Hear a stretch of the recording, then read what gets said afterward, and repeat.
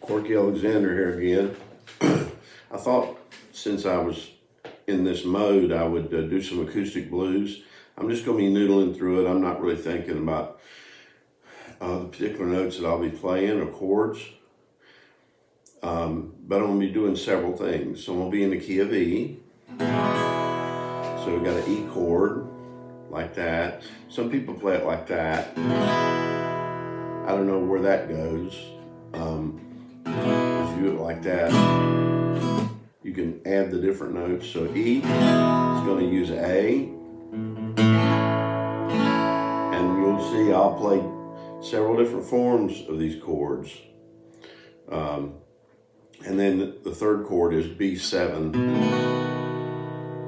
and I'll play you different forms of that. But that's the three chords of a standard 12-bar blues song and an acoustic blues. Good examples of this: Bonnie Raitt, Martin Simpson, Eric Clapton, acoustic blues players,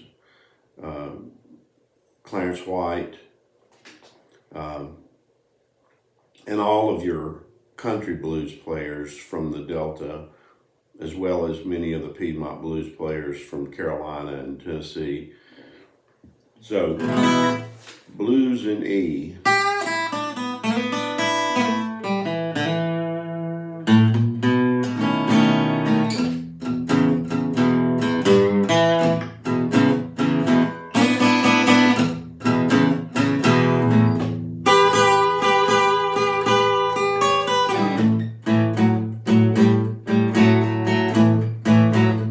Shuffle pattern.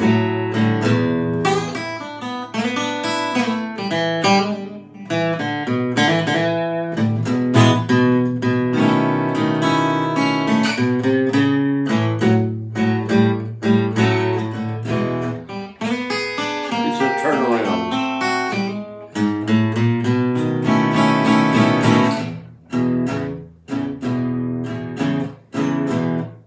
Really, I'm playing two notes there, the E and the B note played on the A.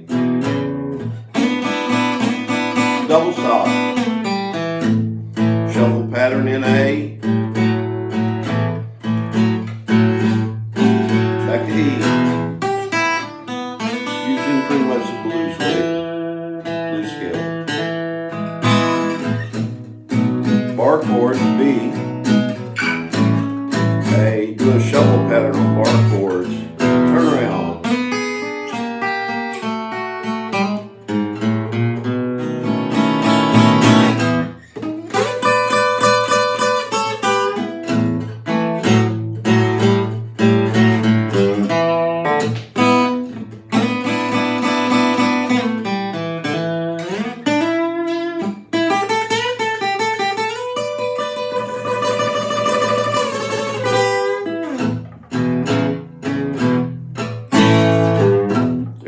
Delta thing.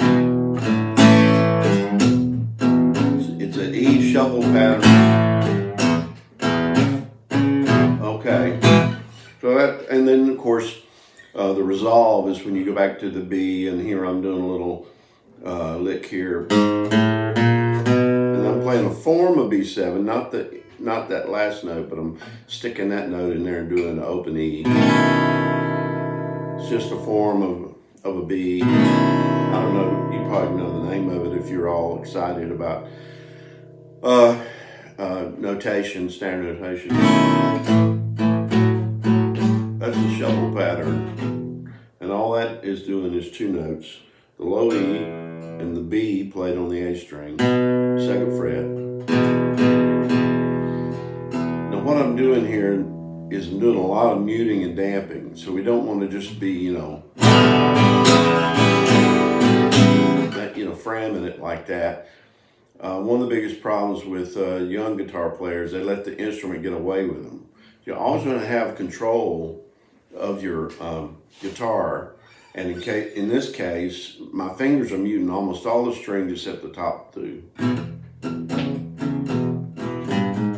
There's a variation. I've been playing this way since the 70s. And then then I'm using double stops, 2 notes at once, hammer on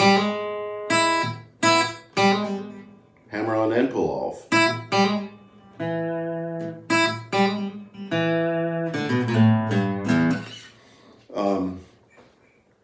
Was at a music store this week and playing a Mexican Stratocaster Fender, and action was really low on it, and it reminded me that beginning guitar players need to have a guitar with a little bit of a higher action.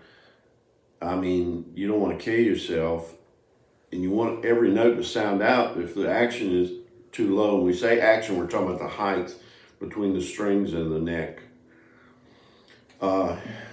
If it's too low, you know, like real easy to play, then a lot of times you get a buzz up here and it doesn't sound out all the notes. So when I pick up a guitar, I want to hear every note.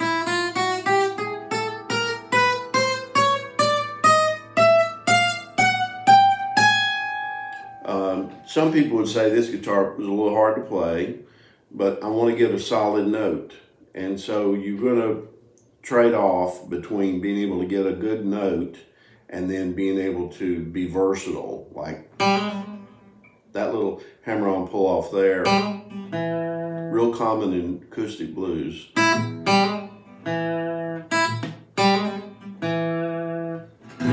Now, you may have noticed on the other videos when I'm hammering on a note, sometimes I add a tremolo to it. That's a wiggle there. There's 2 types of tremolo. There's a classical kind, and then there's the rock kind where you're actually sliding the string, not changing the pitch. I'm not going all the way up to the next note. I'm just varying that note. But it's a way when I grab it, I feel the sweet spot in the instrument, you know. And in acoustic blues, especially when you get up on the neck, there's a bend there.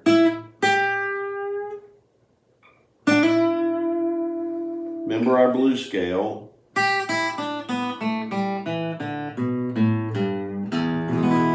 I'm essentially running up and down the blues scale using techniques like hammer-ons, pull-offs, slides and bends.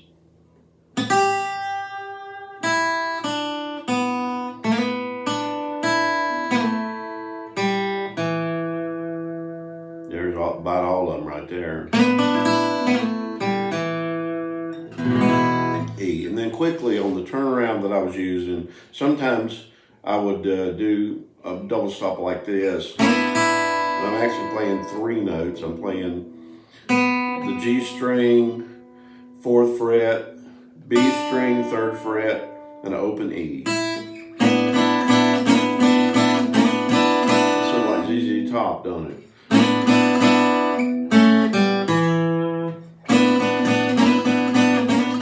I'm just actually sliding my double stop. Good exercise.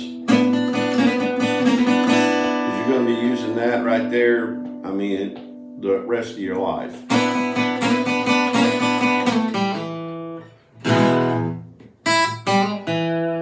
But the turnaround I want to show you is in a form of a D7. Remember, your D chord is here. If you're using a chord chart, then a D7 is this, all right? And that D7 is a form, especially in blues. I'm pulling it up to the 4th fret.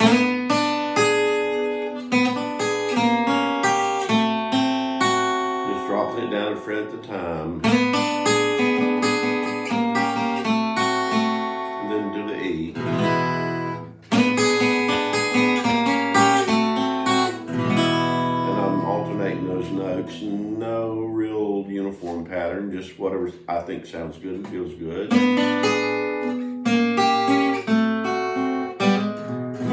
And those right there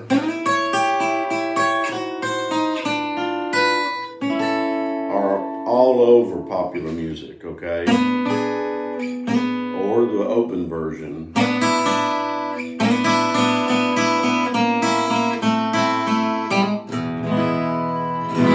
And I've seen Eric Clapton do this on the turnaround.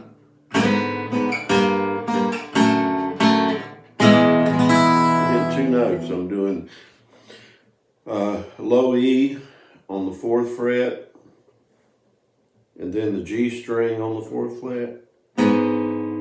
Just 2 notes. Not hitting. He's dead. Not hitting him, and I'm grabbing that G string with that.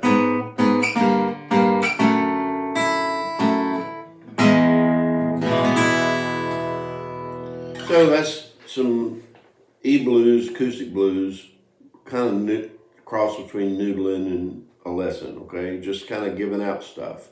I know that those of you that are on YouTube a lot or Facebook, you know how to move from one lesson to the other without them being in a uniform, military style.